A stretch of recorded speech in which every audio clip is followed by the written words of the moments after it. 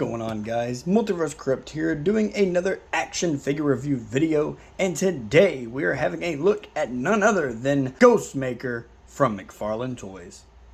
So as always, guys, we're going to start looking at the packaging, and we see it has that beautiful open face window to showcase this good looking figure here. DC Multiverse down here at the bottom with GhostMaker down here. Right here on the side we have GhostMaker's name from DC Future State. On the back is this massive product shot of the figure itself, which is going to be on the trading card, and I personally think it is a well shot image with a nice skyline of the city going on back here. As for the other side, there's nothing really going up except for GhostMaker here. Nothing really going on up top. And for you barcode guys, right there is the barcode. So let's go ahead and rip GhostMaker out of the packaging and see what we're working with. Bruce Wayne, while training to become Batman, befriended another student on the path towards justice, the man who would become GhostMaker. A master in all forms of hand-to-hand combat, the sword-wielding vigilante has a different, deadly approach to justice which often puts him at odds with the Batman. Much like the Dark Knight, GhostMaker has an array of fabulous weapons and vehicles, and he will always strive to prove to Batman that his approach to justice is far superior. So right here, guys, we're having a look at GhostMaker out of the packaging, and I think he looks absolutely gorgeous. I love the blend of the white and the black, just the classic iconic colors. Just white and black just go together. As for his weapons, his two katanas, I think they are absolutely beautiful. They really do add just a little something extra to this character. I love katana wielding characters. They are my go-to in the forms of comics. But as for his suit, I will say he does look a little clunky. So let's go ahead and take GhostMaker off the rotating turntable and see what all he came with. In terms of the accessories, guys, he doesn't really come with much, but I do love these katanas. But as always, let's start with the base. We do have the McFarlane DC base, DC stamp right there, just looking the same as always. And here we have the card. Like I said, is the same as the picture on the back, but it still just looks beautiful. Right here on the back is the read up. You can go ahead and pause it right there and read. And as for his katanas, he does come with two, but one of them is smaller than the other. I am not 100% sure. I believe the smaller katana has a different name, but I have no idea what it is. So I'm just going to stick with calling it the katana along with this one. But they are both sculpted completely identical. Nothing really different. Just got the handle here with the wraps all around it. And then we have the steel itself. But in this case, it is the soft plastic on both. So with all that said, guys, let's go ahead and get GhostMaker back out here and take a closer look. So as for how tall that this figure stands, guys, he stands at about the 7-inch mark.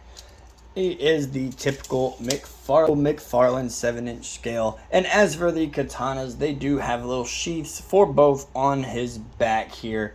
And you can actually lift the cape and move it around, and I believe you can unplug it if you wanted to. So the katanas do come off of his back, but I like to have them plugged into his back and stacked up just like that, looking absolutely gorgeous.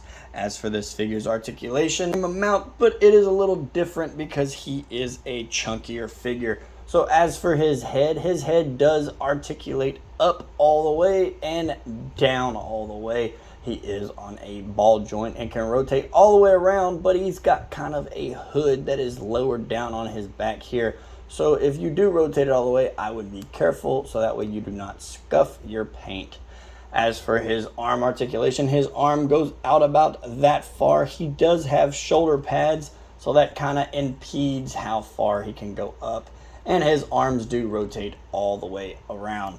As for his bicep swivel, I am not going to mess with this one over here, guys, because mine is just like my last figure I got, it is having a bum arm. This part of his bicep just pops off, but it's easily popped back on. But we'll go ahead and twist this one for good measure, because he does have a bicep swivel. As for his elbow, guys, he is on a double hinged elbow, but this one is kind of stuck. And if I move this one, his bicep pops off. His hand is on a wrist hinge and peg and rotates all the way around.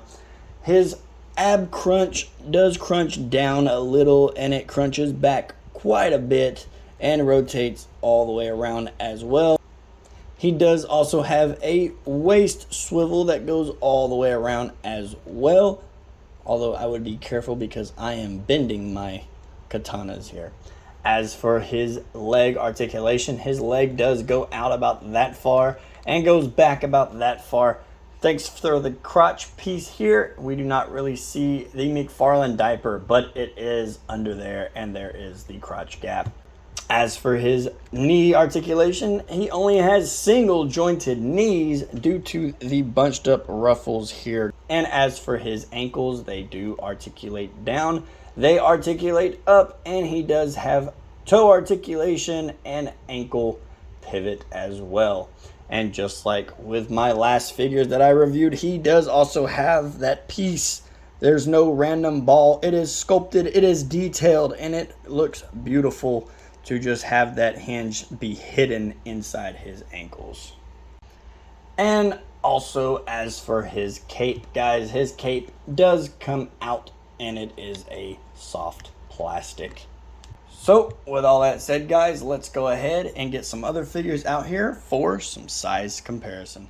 And as for the size comparison, guys, starting off with McFarlane Toys Batman, the Bruce Wayne version of DC Future State. Video coming out on him very soon, guys.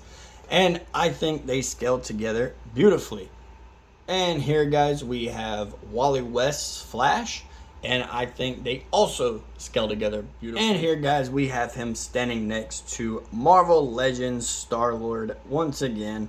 And as you can see, this line of McFarlane Toys still does not size well with Marvel Legends.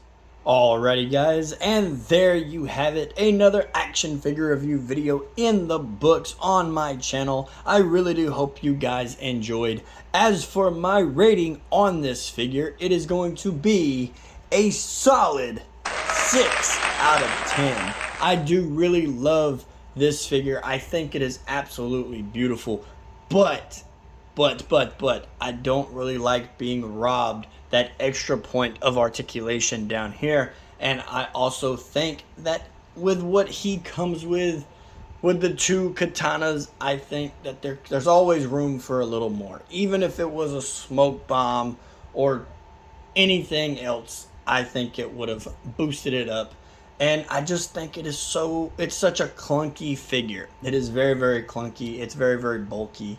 And I'm just not like a mega fan of that, but I will get used to it. If you enjoyed this video, hit that like button, hit the notification bell, hit subscribe if you haven't already. Leave me a comment, because I love reading your guys' comments. I love when the community is interacting with each other. And I will see you in the next video.